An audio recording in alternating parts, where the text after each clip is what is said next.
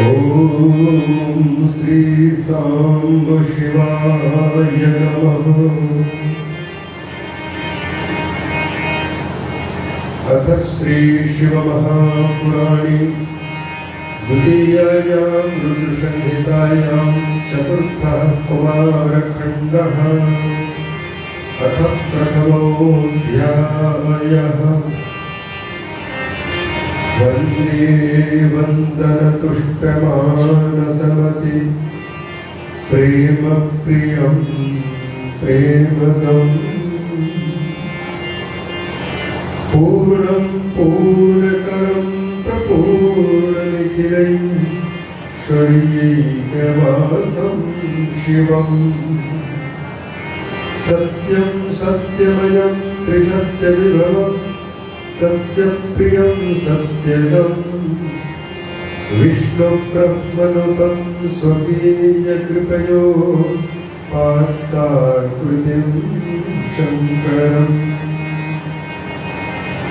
श्री शिव महापुराण के रुद्र संहिता के चौथे खंड में मंगलाचरण करते हुए भगवान श्री वेदव्यास जी वंदे शंकरम, भगवान शंकर की मैं वंदना करता हूँ, यह कहते हुए उनकी विशेषताओं को व्यक्त करते हुए वंदन किया है। वंदन तुष्ट मानसम, जो वंदन करने पर जिन भगवान शंकर का मन अत्यंत प्रसन्न होता है, और भगवान शंकर को मैं प्रणाम करता हूँ, जो कि प्रेम के अतिशय प्रेमी है और प्रेम देते भी हैं, पूर्ण है और पूर्ण है तो सबको पूर्ण बनाने वाले हैं, और प्रपूर्ण ऐश्वर्य अनंत ऐश्वर्यों से परिपूर्ण भी है। भगवान शिव है, सत्य रूप है और सत्यमय है, त्रिशक्ति विभव है, भूतकाल में भी सत्य, वर्तमान में भी सत्य, भविष्य में भी सत्य है। सत्य ही प्रेम है, सत्य के प्रति जिनका लगाव है और सत्य ही प्रदान करते हैं, इसलिए ब्रह्मा विष्णु और इंद्रादि देवताओं के द्वारा निरंतर वंदन के पात्र बनते हैं और अपने लोगों पर कृपा करने के लिए स्वेच्छा से समय समय पर प्रकट होते हैं। किसी व्यक्ति की इच्छा के अधीन होकर नहीं, न ही किसी कर्म के बंधन के अधीन होकर नहीं, बल्कि स्वकीय कृपया स्वयं अपने भक्तों पर कृपा करना चाहते हैं तो शरीर ग्रहण करके नाना प्रकार की लीला करते हैं। ऐसे भगवान शंकर को मैं वंदन करता हूँ। वेदव्यास जी नारद और ब्रह्मा जी के संवाद को सुना रहे हैं और यह संवाद चल रहा है ब्रह्मा जी के लोक में, जिसको सत्यलोक कहा जाता है।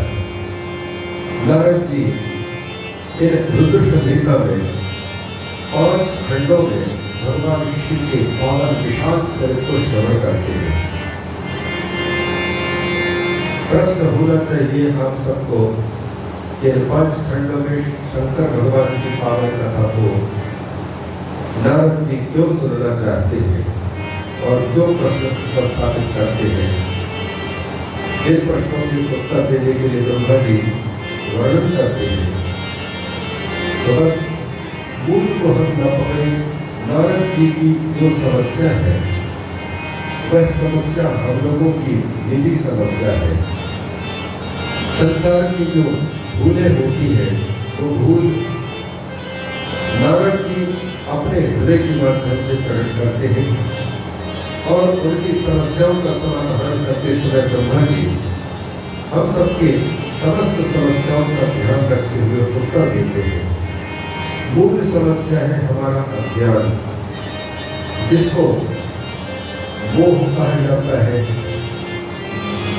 उसी को मद के नाम से भी विकास करने का अवसर आता है। और माया नाम की भगवान की जो माया है, उस माया के द्वारा प्रत्येक जीव नचाया जा रहा है। इसका नाचना तब तक जारी रहेगा, तब तक यह मोह में रहेगा जीव, जब तक कि भगवान शिव की शरण में आकर के और इन समस्त प्रपंचों से, इन समस्त पासों से मुक्ति पाने के लिए शिव से प्रार्थना न करें।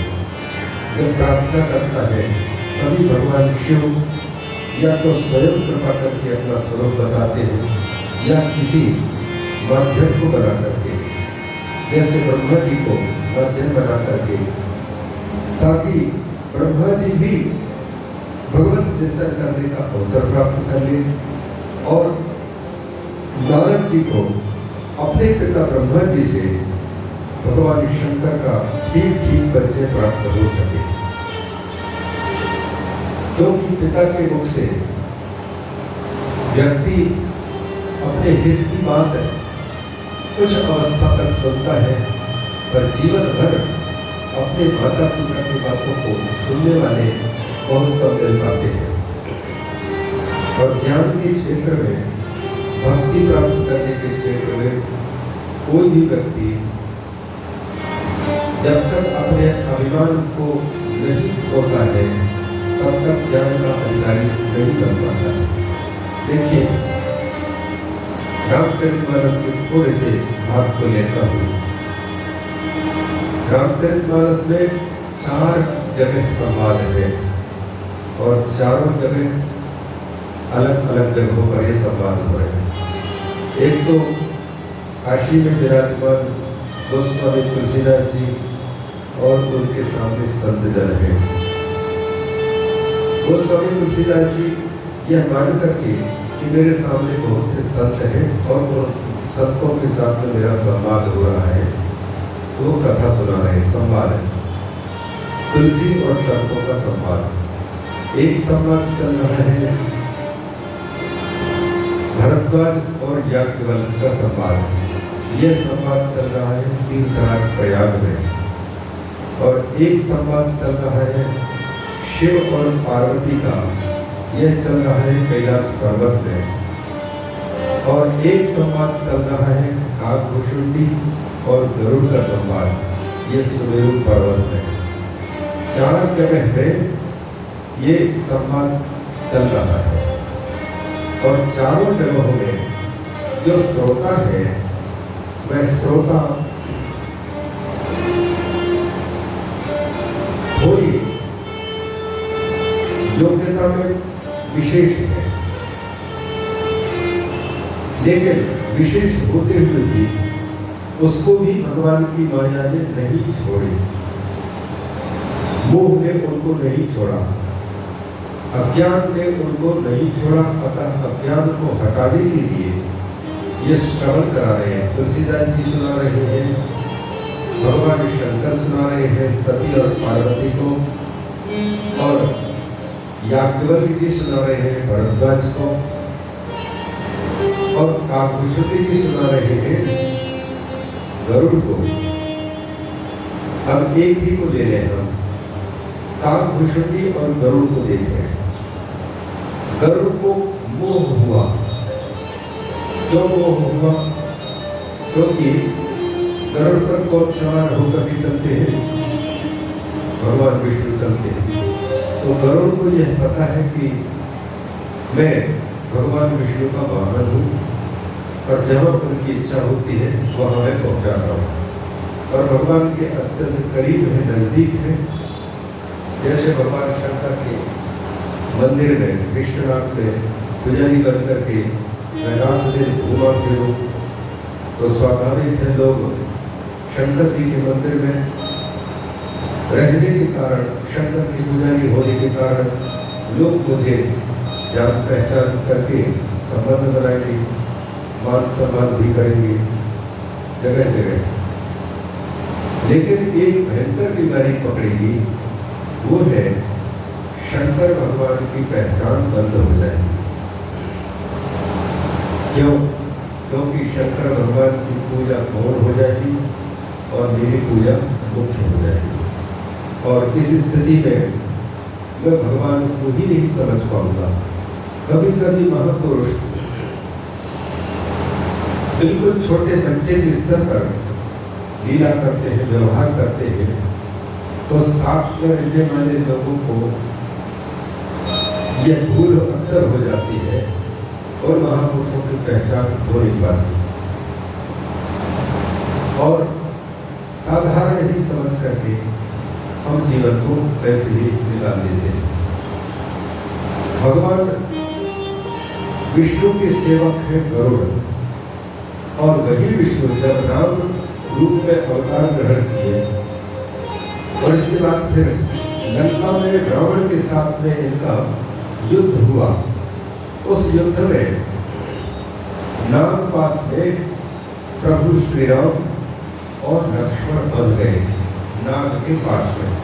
नाग ने उनको बांध लिया और बेहोश कर दिया, अचेत अवस्था में चले गए। उस समय पर नारद जी ने देखा कि प्रभु तो नागपाश में बंध गए हैं और इनको कौन मुक्त करेगा, तो तुरंत गरुड़ जी को वैकुंठ में जाकर के कहा कि आपके स्वामी नागपाश में बंध गए हैं, क्योंकि जो कीट होता है गरुड़ वो सब को खा जाता है। तो गरुड़ स्वयं वहां से जल्दी आए और भगवान श्री राम जो नागपाश में बंधे हुए थे अचेत अवस्था में, उनके नाग को काट करके उनको बंधन से मुक्त किया, राम जी को और लक्ष्मण जी को। और इसके बाद फिर उनका मान कर गया, सम्मान हुआ, उनका सम्मानित होकर के वो वैकुंठ धाम की ओर प्रस्थान कर गए। अब देखो इतना तक तो गरुड़ जी ने बहुत अच्छा काम किया, लेकिन भगवत लीला को नहीं समझ पाए। क्या समझ नहीं पाए? रास्ते में सोचते जाते हैं कि दुनिया के सब लोग संसार के बंधन से मुक्त होने के लिए भगवान विष्णु की आराधना करते हैं, और ऋषि लोग और शास्त्र यह बताते हैं कि भगवान विष्णु सबको बंधन से मुक्त करते हैं, संसार के बंधन से मुक्त करते हैं, मुक्ति प्रदान करते हैं। लेकिन जो संसार के बंधन को मुक्त करते हैं वो स्वयं अपने बंधन मुक्त नहीं हो पाए, नागपाश के बंधन में बंध गए, और उनको पहले सर्प को काट करके, नाग को काट करके मैंने इनको मुक्त किया। बस यही है वो, मतलब चित्त का विपरीत दिशा में घूम जाना, अलग दिशा में घूम जाना। गरुड़ को लगा कि मैंने जिनका बंधन काटा है इसको सारी दुनिया भगवान मान करके पूजा करता है और मुक्ति की प्रार्थना करता है, और इसका बंधन मैं काट रहा हूं। तो बात समझ में नहीं आई उनको लगा कि ये जिनका मैंने बंधन काटा है राम रूप में, क्या ये भगवान होंगे?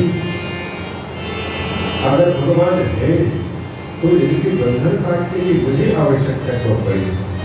जैसे सती को हुआ कि ये भगवान है यदि, और भगवान समझ करके मेरे पत्नी ने इनको जय सच्चिदानंद कहकर के प्रणाम किया, तो एक पत्नी के लिए इतने रोने की आवश्यकता क्यों पड़ती? भगवान भी भला बढ़ेंगे। और अगर साधारण राजकुमार है, रो रहे हैं क्योंकि, तो मेरे पति ने इनको प्रणाम क्यों किया?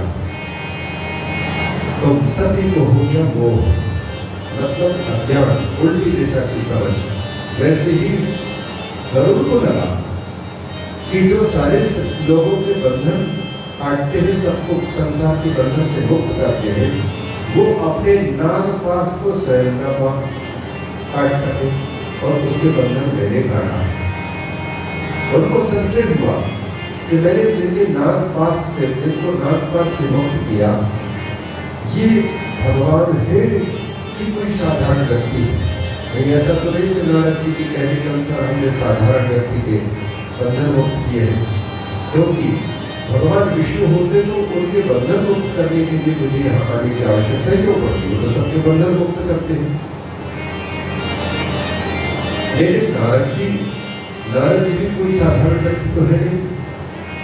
उन्होंने स्पष्ट कहा कि प्रभु संकटग्रस्त है, महापाश में बंधे हुए हैं, तो उनके कथन के अनुसार मैं आकर के बंधन मुक्त किया। तो यही संशय होने लग गया कि ये भगवान है कि भगवान के अतिरिक्त और कोई दूसरे हैं जिनकी मैं सेवा में रात दिन रहता हूँ। अरुण जो बड़े भाई हैं वो तो सूर्य की सेवा में रहते हैं और गरुड़ है विष्णु की सेवा में रहते हैं, वाहन है। तो उनको लगने लग गया कि मैं सही समझ रहा हूँ कि गलत समझ रहा हूँ। तो पूछने के लिए किसी जानकार व्यक्ति की तलाश में गरुड़ जी निकल पड़े तो कोई मेरे ज्ञानी। तो नारद जी फिर रास्ते में मिले तो नारद जी से पूछा कि नारद जी, मैंने जिनका बंधन काटा है, नागपाश से मुक्त किया है, ये कौन है? यदि मैं इनको भगवान मानूं तो क्या मुझे इनके बंधन काटने की जरूरत पड़ती? और अगर ये साधारण व्यक्ति होते तो फिर इनके लिए मुझे आपने अपना समय देकर के क्यों बुलाया?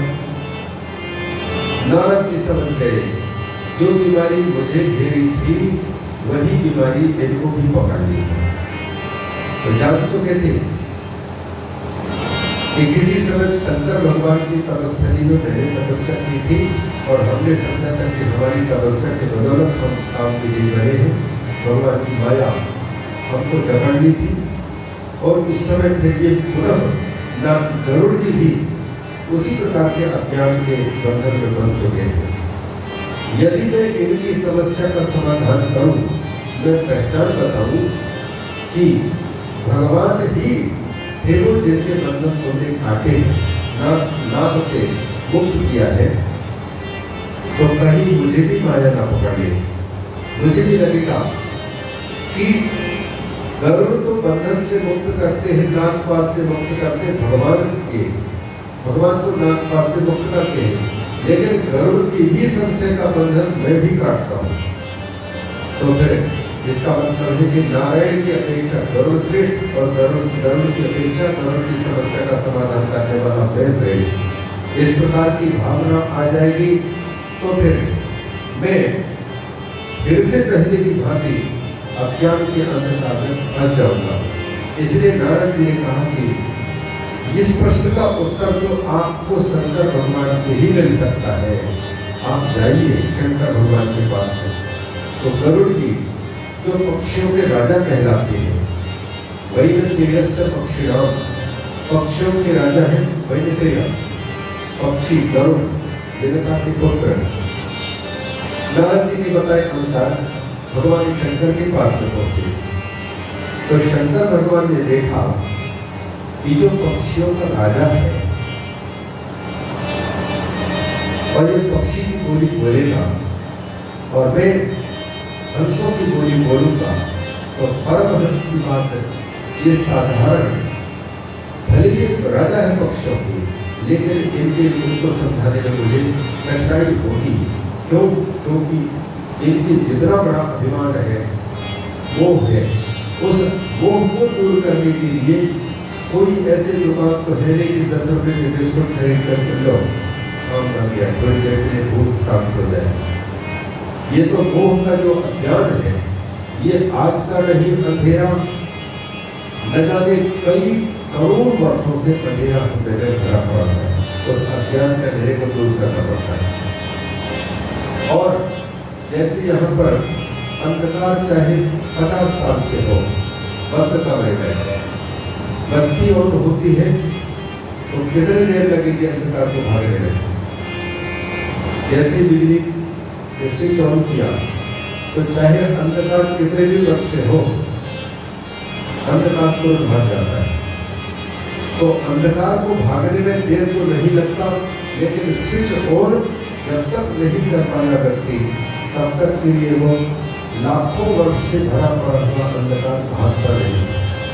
बस स्विच ऑन करने की देरी है। गरुड़ जी पक्षों के राजा होने के कारण उनको इस बात का अभिमान है कि मुझे जो भगवान की कथा सुना करके या मेरे प्रश्न का समाधान करने वाला व्यक्ति वीआईपी साधु होना चाहिए, बड़ा ज्ञानी होना चाहिए, तभी मैं उनके मुख से सुनूं तो मेरा गौरव होगा। हर व्यक्ति आज एडवर्टाइजमेंट कराने वाले लोग भगवान की कथा चाहे कोई कितना भी अच्छा कहे, लेकिन उसकी अगर जनता नहीं दिखाई दे रही हो तो उसको ऐसे ही गहरे गहरे लत्थू खैरे समझ करके उसको कभी भी वो सुनना पसंद नहीं करेगा। और वही यदि भगवान की कथा को छोड़ करके शुद्ध गप्पशरा का मानना शुरू कर दे, केवल श्रोता के रूप में बैठे रहने वाली माइयों को, बच्चों को, लोगों को उनके रस पकड़ करके कि इनको क्या पसंद है, इनको पसंद है चुटकुला, इनको पसंद है कमर हिलाऊ गीत, तो इनकी प्रस्तुति करके मजा ले लेता है। 7 दिन में भागवत की कथा में खूब अच्छी भीड़ हो जाती है, तो व्यक्ति भी देखता है भैया कोई साधारण वक्ता नहीं है, इसलिए चलो इनके बीच में से के साथ संबंध बनाओ।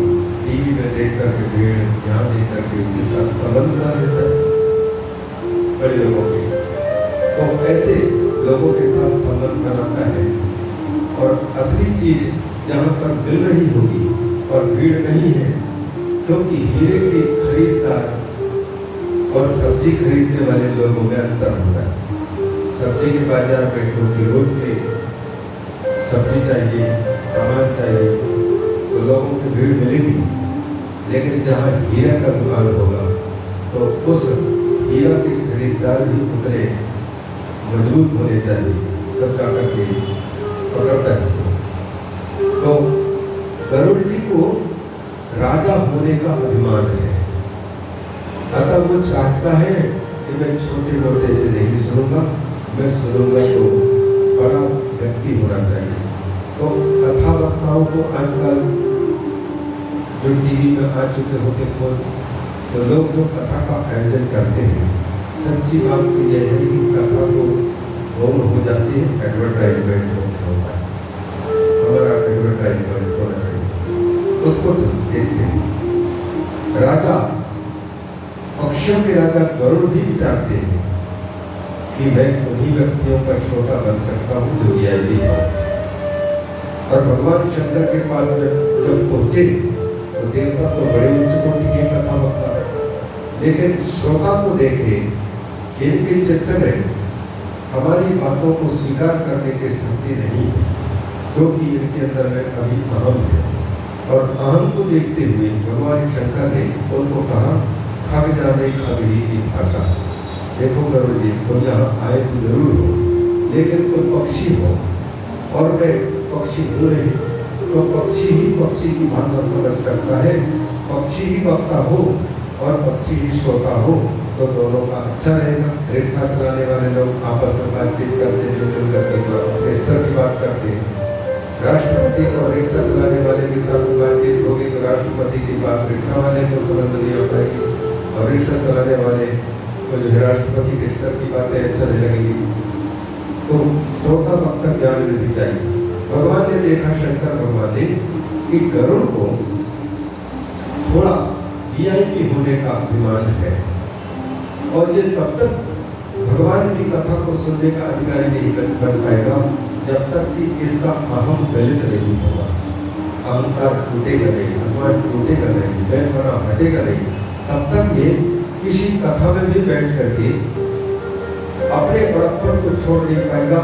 और यहाँ तो भगवान की कथा को सुनकर के ज्ञान व्यक्त और भक्ति पाने का अधिकारी वो होता है जो अपने अस्तित्व खोने को तैयार होगा।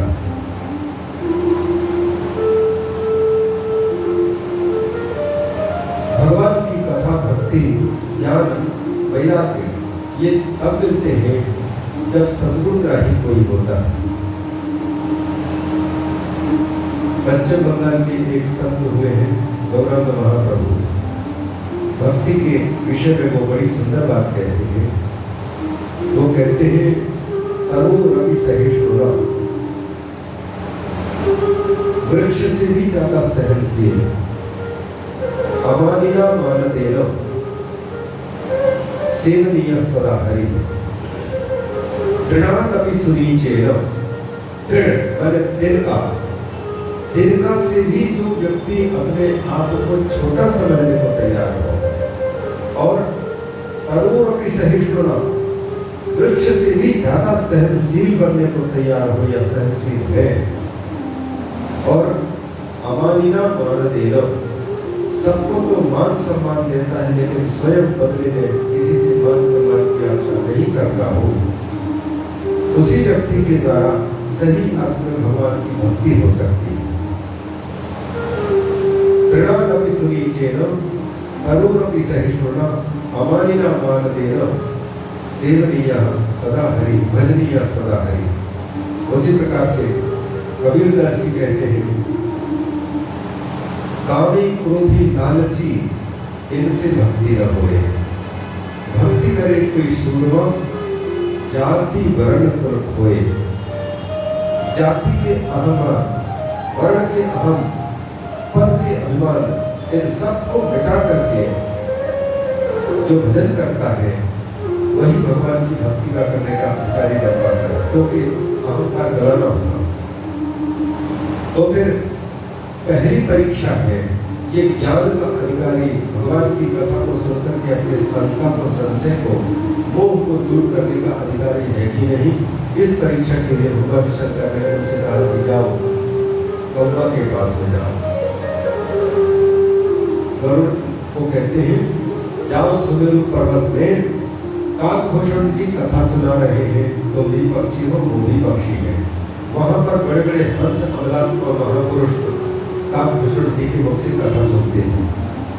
अब यदि भगवान की कथा के प्रति सच्चा प्रेमी नहीं होगा, मोह को दूर करने का, ज्ञान को दूर करने का इच्छुक नहीं होगा, तो गरुड़ को लगेगा मैं पक्षियों का राजा, और कहाँ ये पक्षियों में चंडाल कौवा, ये कौवा के मुख से मैं भगवान की कथा सुनूंगा, मैं नीचे बैठ करके सुनूंगा बड़ा राजा, और ये चंडाल ऊपर बैठ करके सुनाएंगे उनको, इनकी शिक्षा में ग्रहण करूंगा, ये अभिमान देखने को मिल जाएगा। लेकिन गरुड़ जी ने, जिसको सच्ची बीमारी है तो सच्चे तलाश दवाई की उसकी भी होती है, इसलिए गरुड़ जी अपने शंका के समाधान करने के लिए भगवान शंकर की वचन सुन करके सुमेरु पर्वत पर जाते हैं, और साधारण पक्षी जैसे सुन रहे हैं वैसे ही गरुड़ जी जाकर के बिल्कुल कोई राजत्व का अभिमान नहीं, राजा हूं मैं, इस बात का अभिमान नहीं, साधारण पक्षियों के बीच में बैठ करके सुनते हैं, और उनके प्रेम भक्ति को देख करके गरुड़ जी ने ये कथा सुनाई, राम जी की कथा। तो इसमें, इस संवाद में हम पात्र को देखते हैं कि कथा सुनने वाला यदि मैं बड़ा अधिकारी हूँ या मैं ये राजा हूँ ऐसा समझ करके जाएगा, तो उसको काकभूषण जी की कथा में लाभ नहीं ले पाएंगे। वैसे ही सती का जो भगवान शंकर को कथा सुनाते हैं, तो सती की भी वही स्थिति हुई, कथा तो सुने, लेकिन जिनकी कथा सुने वही भगवान की जब दर्शन हुआ और उनके पतिदेव ने प्रणाम किया जय सच्चिदानंद कह करके, तो जो तुमको जिनकी कथा सुनाते समय परिचय दे चुके हैं उसी को प्रणाम कर रहे हैं भगवान, तो उनका तुमको विश्वास नहीं हुआ। ये वो, ये अंधकार वो गरुड़ को जब वो हो सकता है, उसी प्रकार से याज्ञवल्क्य के पास में भी भरद्वाज को भी यही प्रश्न होता है कि प्रभु हमने सुना है कि एक राम तो दशरथ के पुत्र के नाम से सुना है, और एक पुत्र के बारे में कहते हैं कि वो सबके हृदय में रहने वाले भगवान राम है, तो ये राम है कौन असली में?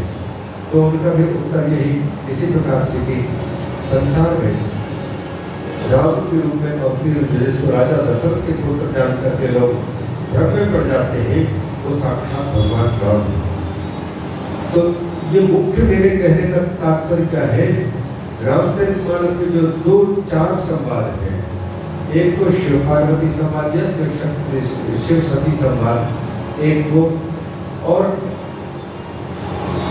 याज्ञवल्क्य भरद्वाज संवाद और एक तुलसी संत संवाद और एक गरुड़ का भुषुंडी संवाद। इन सब में चारों जगह में जो श्रोता है उस श्रोता को अपने मोह ज्ञान को मिटाने के लिए कथा सुनने के लिए उपस्थित है।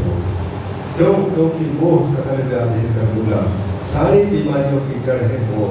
मोह का मतलब उल्टी समझ, बुद्धि है ना, ठीक दिशा में काम न करे और उल्टी दिशा में घूम जाए तो उसको मोह कहा जाता है, मोहमयी चित्त। जैसे हमारे सामने हमको घी की पहचान नहीं है, डालडा की भी पहचान नहीं है।